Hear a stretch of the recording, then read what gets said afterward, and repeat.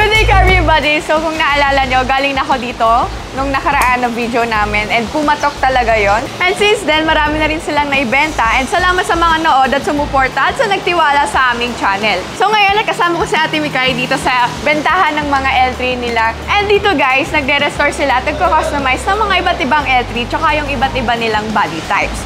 And isa rin pala guys sa naging patok dito. Katabi ni Ate Mikay here is yung steak body. So nung nireview kasi namin siya from before is mag-isa lang siya dun sa may hilerang yon. Pero ngayon, napakadami na. So with Ate Mikay, mamaya isa-isahin natin yan.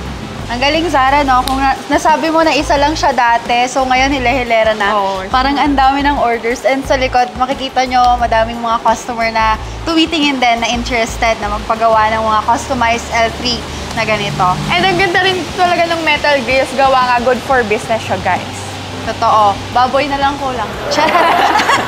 Pero yun, before we start, don't forget to hit like, subscribe, hit the notification bell para laging updated sa mga bago naming videos. So ano pa hinintay natin? Tawagin naman natin si Sir Marlon.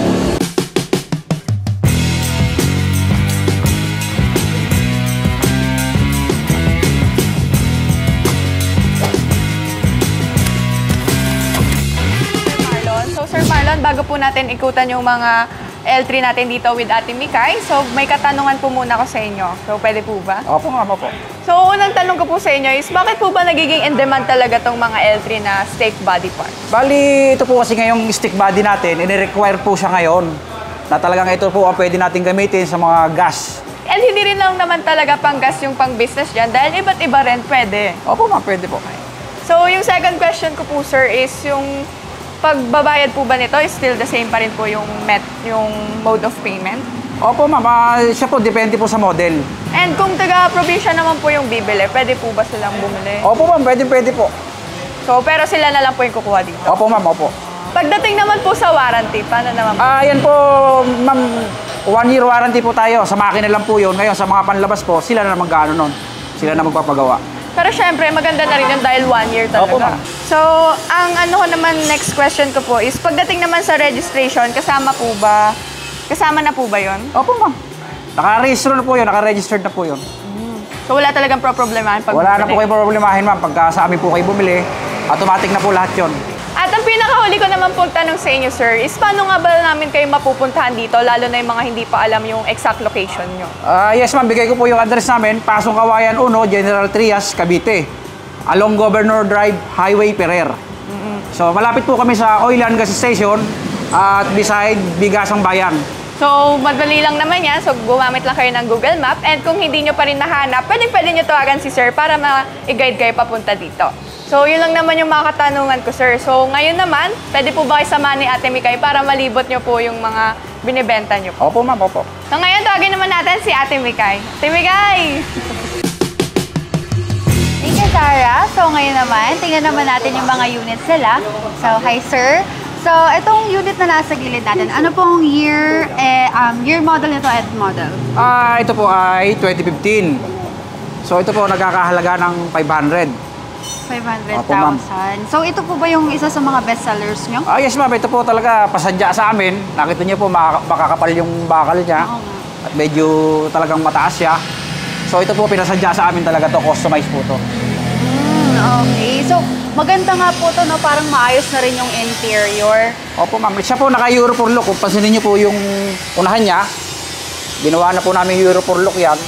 So pati body po talaga kino-customize? Opo ma'am, opo. Okay. May dagdag po ba yun kapag gano'n? Opo ma'am, sa ano lang po kami kumukuha ng dagdag. Halimbawa, yung medyo talagang malaki yung pinagawa nila, doon lang po kami humihingi ng dagdag.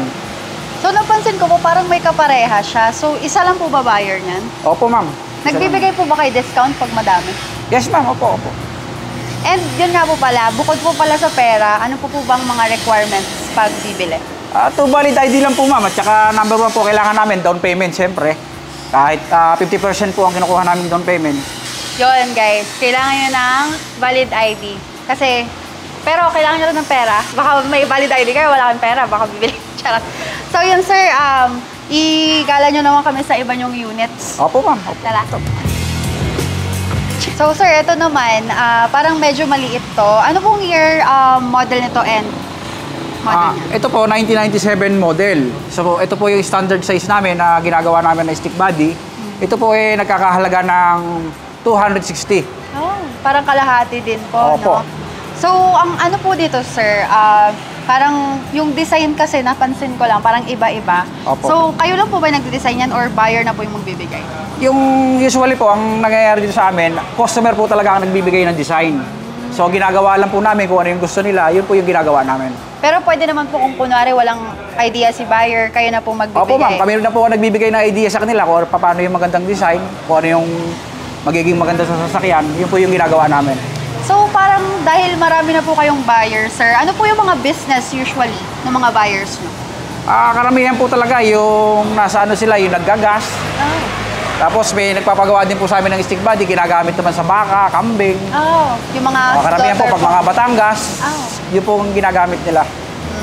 Oo nga po, na pag mga slaughter. Opo, mga slaughter yan, ginagamit po yung sa slaughter. Apo. For example po dito, kunwari po, ngayon po ako nag-down payment, mga ilang araw po kaya siya magagawa?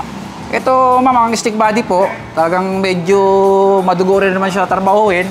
So, humihingi po kami ng 1 month. Ngayon, kung talaga nagmamadali po ang customer namin, binibilisan naman po namin, kaya namin ng 3 weeks. May bayad po bang dagdag yun pag rush? Wala naman po, ma'am, wala kami hinihingin dagdag na bayan. Yun pa rin po yung price nyo. So, pag po kunwari tapos na yung body or yung paggawa nila, pwede po ba kaya nila i-test drive yon or something? Opo, opo. Yun po yung talaga yung mangyayari. Pagka i-release nyo na po yung unit, ite-test drive po natin yan, kahit magsama po kayo ng mekaniko, titignan po natin kung papasa sa mekaniko nyo.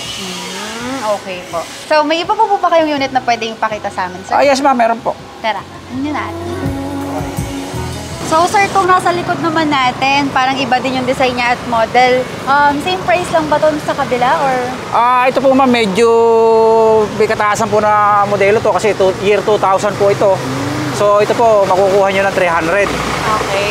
So, Ngayon, kung mapapansin nyo po, yung kanina pinakita natin, pabilog yung design niya, ito naka-platform naman po siya. So, ito po, design din ng customer namin. Sila rin po nagbigay nito. okay. So, depende pala sa year model kung gaano kataas. Pero sir, napansin ko sa mga bakal dito, pwede ba na mag-customize sila na pwedeng stainless, ganyan? Opo, ma'am, pwede po. Kaso sa stainless po, medyo may dagdag lang po tayo ng konti ron. Okay. So, yan, note nyo yan. So, yan sir pala, may nakita ko doon, parang ibang model siya. Opo. Tara, puntahan natin. So, yan guys. Medyo commercial lang. May customer sila, sir. So, baka... So, sir, ito namang nasa likod natin. Parang Isuzu Elf to. Magkano naman to yung ganito? Ito po, ma'am, may bali 2015 model. Ito po ay nagkakahalaga ng 500. Ito po ay Subida Isuzu Elf. Na 4HF1 ang makina. Kung ganito naman po yung unit, tas gusto nila ipa-steak body or ano? Pwede po. Wala pong imposible. Kaya po natin gawin yan, ma'am. Ay, nga pala, sir. Paano po kung may unit yung mga customer natin? Pwede po ba nila yun ipa-customize ng body? Or... Opo, pwede po. And, balita ko, sir, bumibili din po kayo ng units? Opo. So yun guys, kung may mga unit kayo na gusto nyo na ipa-customize yung body, pwede dito. And kung ibebenta nyo, contact nyo lang si sir. Bibilihin yan sa tapat na presyo. Silipin natin sir kung paano ginagawa. Yes, ma'am, opo. Puntahan po natin. So guys, papunta tayo ngayon sa first stop kapag buyer kayo, saan kayo mamimili ng units. Tara, samahan natin si sir. So yan guys, nandito tayo sa first stop kapag bibili kayo ng L3 kala sir. So yan, dito pwede kayong mamili, parang sightseeing.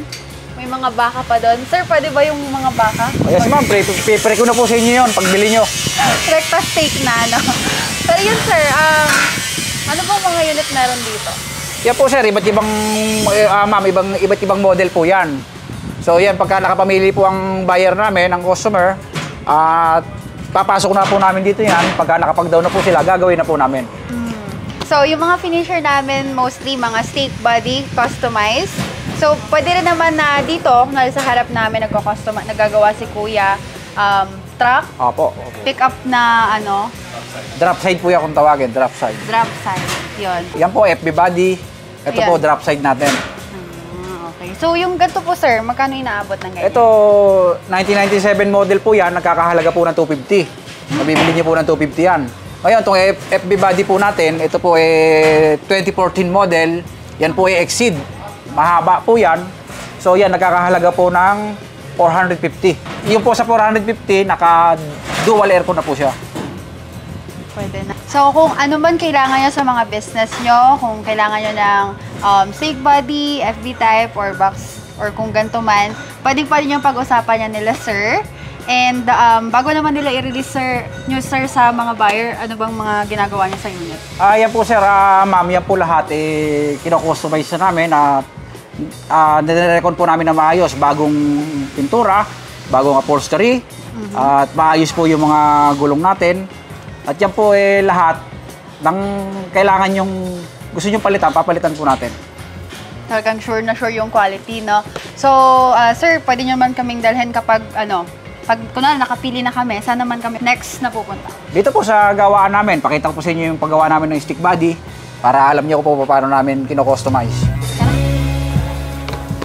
Ano naman to, sir? So, ito po yun, ma'am, yung paggawa namin ng stick body. Yan, makikita niyo po. Ito po. Yan, ganyan po muna yung proseso natin. Tapos, tsaka po nila ikinakasa ng buo. Binubuo po muna sa baba. Tapos, tsaka po ikakasa ng buo. Bali ito, makikita niyo po yung pagpintura natin ng FB body. Ayan po. Pagka pinipinturahan po siya, ganyan siya. Ayan, makikita niyo po yun, yung mga pintura natin ng mga pogi. Andiyan po. Dito naman po, ito po yung pag-electrical natin ng mga unit. Ito po, makikita nyo, ayan, makikita nyo po yung aming electrician. Ganyan po mag-electrical ng unit dito. Lahat po yan pinapalitan po natin. Talagang mabusisi po sila, sir. Opo, opo, ma'am. So yun guys, makikita nyo dito mismo sa shop, from step 1 to hanggang maging final look siya. Talagang pulido yung pagkakagawa nila. Ang dami nilang proseso dito at naman hardworking talaga yung mga trabahante nila dito. So sir, paano kung kunwari nakapag-down na ako, kunwari ako yung buyer mo, pwede ko bang bisitahin while on work? Yes, ma'am. Mas maganda po yung advice ko po sa mga customer namin. Mas maganda po na pag nakapag-down kayo, bisitahin niyo po yung unit niyo para nagagawa po natin na maayos at nakikita niyo yung proseso ng paggawa namin. So pwede rin sila makapag-suggest if ever. Yes, ma'am. Opo, opo. So yan, thank you sir sa paglibat sa amin dito at ang aming mga viewers. So kapag guys interested kayo, pwede kayong bumisita dito and pag nakita nyo ang isang matipunong parang Vin Diesel ng General Trias, si Sir Marlon na yan. So Sir Marlon, invite nyo sila na pumunta dito? Yes, ma'am. Invite ko po yung lahat ng viewers natin. Gusto nyo po makita yung aming mga L300 dito, stick body, drop side. So punta lang po kayo. Andito lang po ako. Ako po ang makikita nyo rito at makakausap nyo. So yan, sir, thank you po ulit.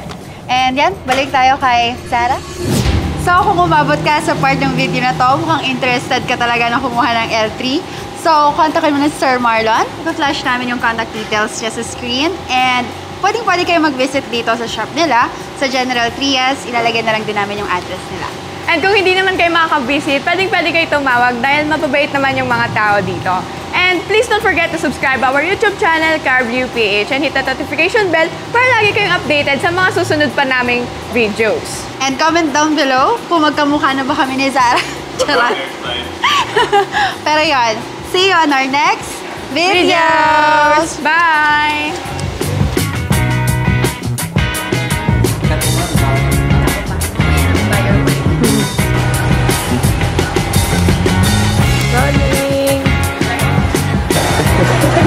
Before na kumita sila na parang may nawala. Director ng body part. Lahat. Parang sinabi niya lang kayo na yung dito ulit si Ate Mekay. See you on our next.